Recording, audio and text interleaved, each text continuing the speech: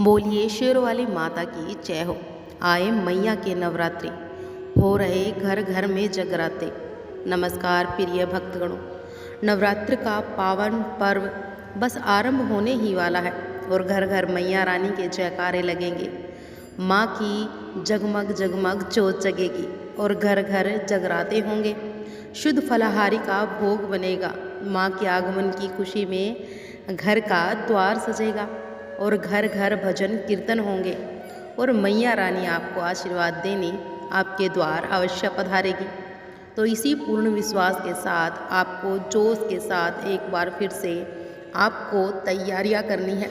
लेकिन तैयारियां शुरू करने से पहले अपने घर में माँ की स्थापना के स्थान पर और उसके आसपास का शुद्धिकरण करना अत्यंत ही आवश्यक है। प्रिय भक्तगणों, हर साल में 4 नवरात्रे आते हैं, जिसमें से 2 गुप्त होते हैं और 2 प्रकट नवरात्रि होते हैं। इसमें से जो प्रकट नवरात्रि होती हैं वो चैत्र और आश्विन मास में मनाई जाती है, जिन्हें चैत्र नवरात्रि और शारदीय नवरात्रि के नाम से जाना जाता है।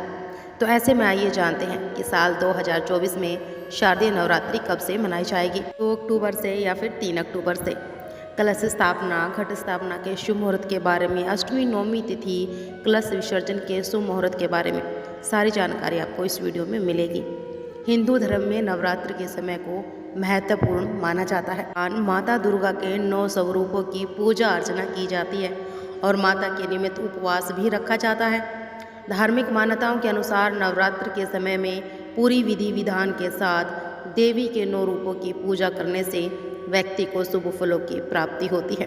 साथ ही माता रानी की कृपा से भक्तों को मनोवांछित फल भी प्राप्त होता है। नवरात्र कितना शक्तिशाली है, इसका वर्णन वाल्मीकि रामायण में भी किया गया है। के पास ऋषिमुखी पर्वत पर लंका चढ़ाई से पहले भगवान श्री राम ने माता दुर्गा की उपासना की थी और ब्रह्मा जी ने श्री राम जी को माता दुर्गा के इस स्वरूप चंडी देवी की पूजा करने के लिए कहा था और ब्रह्मा जी की सलाह पाकर भगवान श्री राम ने प्रतिपदा तिथि से नौमी तिथि तक चंडी देवी का पाठ किया। उन्होंने 9 दिनों तक दुर्गा माता के स्वरूप चंडी की पूजा की और उनका आशीर्वाद और वरदान प्राप्त कर लंका पर चढ़ाई की और रावण पर विजय प्राप्त किया। ऐसा कहा जाता है कि तभी से नवरात्र की शुरुआत हुई और इसीलिए आज भी पूरे विश्वास से नवरात्र मनाए जाते हैं। और नवरात्र के इन 9 दिनों में माँ भगवती किसी न किसी रूप में पृथ्वी पर जरूर आती है। इसीलिए भक्तों को माता की कृपा के लिए सच्चे मन से उनकी पूजा करके अगर संभव हो तो उपवास रखने चाहिए। ऐसी मान्यता है कि माता भगवती की आराधना करने से सभी प्रकार के दुखों से और समस्याओं से मुक्ति मिलती है। पूरे 9 दिनों तक चलने वाले शारदीय नवरात्र में कलश स्थापना करके लोग सुबह शाम माँ की आरती, पूजा पाठ, भजन कीर्तन करते हैं। सुबह शाम मंदिरों में और घरों में माँ की आरती की आवाज़ और घंटियों की आवाज़ सुनाई देने लगती है। तो चलिए बात कर लेते हैं कि नवरात्रि कब से शुरू है। लेकिन उससे पहले आपसे एक छोटा सा निवेदन है कि वीडियो को लाइक करके हमारे चैनल को सब्सक्राइब अवश्य कर लें और कमेंट बॉक्स में माँ का जयकारा अवश्य लगा दें। तो बोलिए शेरों वाली माता की जय हो। इस साल प्रतिपदा तिथि प्रारंभ होगी 2 अक्टूबर बुधवार मध्य रात्रि 12:20 से और 3 अक्टूबर गुरुवार की मध्य रात्रि 2:58 पर तिथि समाप्त होगी और नवरात्र का पहला दिन होगा 3 अक्टूबर यानी कि गुरुवार को। इस दिन माँ शैलपुत्री की पूजा के साथ ही कलश स्थापना यानी कि घट स्थापना की जाती है। तो पहले जानिए कलश स्थापना मुहूर्त के बारे में। अगर कलश स्थापना शुभ मुहूर्त में किया जाए तो तभी स्थापना का पूर्ण फल प्राप्त होता है और की गई पूजा भी स्वीकृत होती है। तो इस बार 3 अक्टूबर गुरुवार को सुबह 6:15 से 7:22 तक आप कलश की स्थापना कर सकते हैं।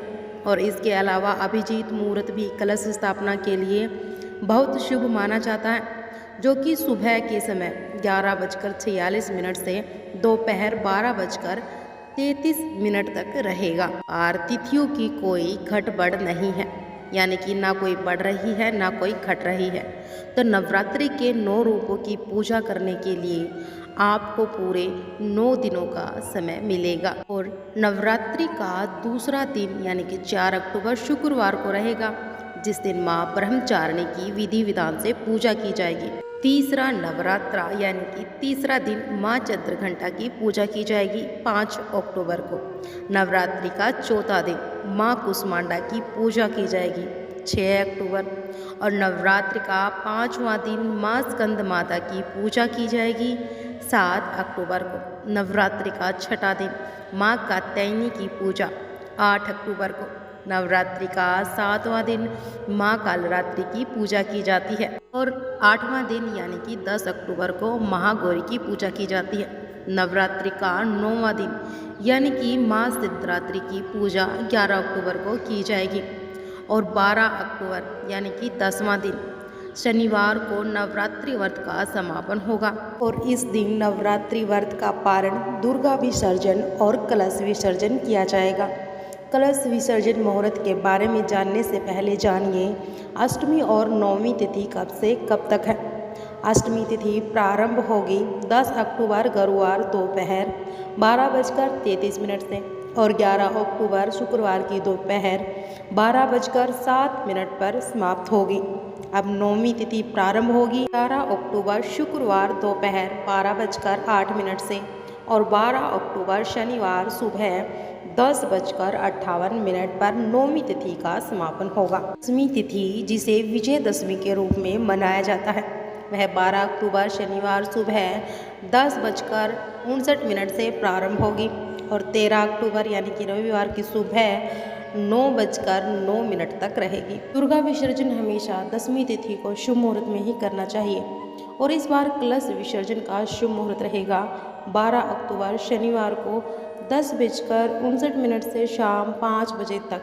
और विसर्जन के इस शुभ मुहूर्त में आपने 9 दिन तक जो की पूजन सामग्री जैसे कि अक्षत, पुष्प, आम के पल्लव या फिर जल पूजा में प्रयोग किया गया उसका विसर्जन आप इस शुभ मुहूर्त में कर सकते हैं। भक्तगण, नवरात्रि के दौरान कुछ ऐसे भी काम हैं जिन्हें करने से माता रानी रुष्ट हो सकती है, जैसे कि नवरात्रि के 9 दिनों में सात्विक भोजन किया जाना चाहिए। कहते हैं कि घर में प्याज लहसुन का भी इस्तेमाल करने से माता रानी नाराज़ हो सकती है। अगर आपने अपने घर में कलश स्थापना की है तो आप 9 दिन तक अखंड ज्योत जला रहे हैं तो इस बात का विशेष ध्यान रखें कि आप घर में कभी भी मांस मदिरा का प्रयोग ना करें, प्याज लहसुन का प्रयोग ना करें और घर को कभी खाली ना छोड़ें, क्योंकि ऐसा करने से आपको माता रानी के क्रोध का सामना करना पड़ सकता है। और 9 दिनों तक माता रानी के सामने अगर आप अखंड ज्योत जलाते हो तो इस बात का ध्यान रखें कि इसमें तेल या घी बिल्कुल भी कम ना हो। अखंड ज्योत किसी भी कारण से बुझे ना, क्योंकि ऐसा होना अशुभ माना जाता है।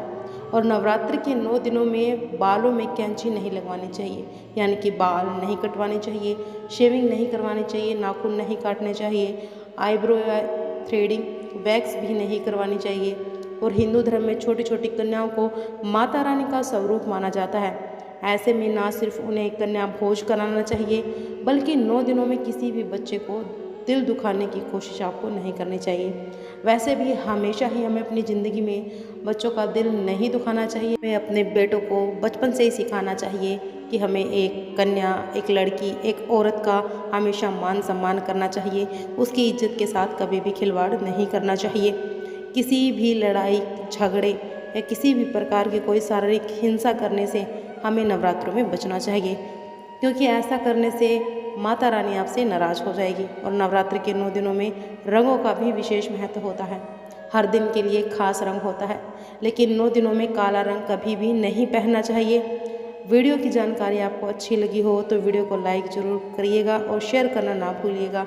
और चैनल को जाइए जल्दी से सब्सक्राइब कर लीजिए। आपको हमारे चैनल पर ऐसी ही वीडियो मिलती रहेंगी, कथाएं भी आपको सुनने को मिलेंगी नवरात्रों में, तो जल्दी से जाकर चैनल को सब्सक्राइब जरूर कर लें और बेल आइकन का बटन भी दबाना ना भूलें, क्योंकि अगर आप बेल आइकन दबाएंगे तभी तो हमारा नोटिफिकेशन आपको मिलेगा। जय माता दी कमेंट में अवश्य लिखें। जय माता दी।